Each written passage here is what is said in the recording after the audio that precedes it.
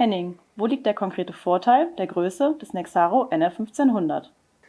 Der Nexaro NR1500 zeichnet sich insbesondere durch seine kompakte Bauweise aus. Er ist klein, leicht und sehr flexibel einsetzbar.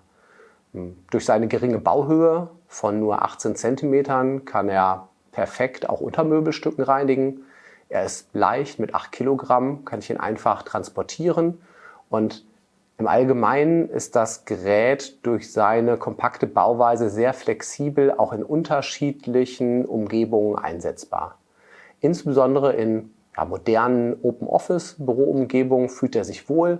Das Produktdesign haben wir ganz speziell darauf angepasst. Ich glaube, das muss sich nicht verstecken. Das ist eigentlich kein Werkzeug mehr, was man tagsüber in einem Abstellraum versteckt, sondern der Roboter ist eher als Büroequipment zu sehen, wie ein Display, wie ein Drucker. Und genauso haben wir den auch designt, wie modernes Büroequipment.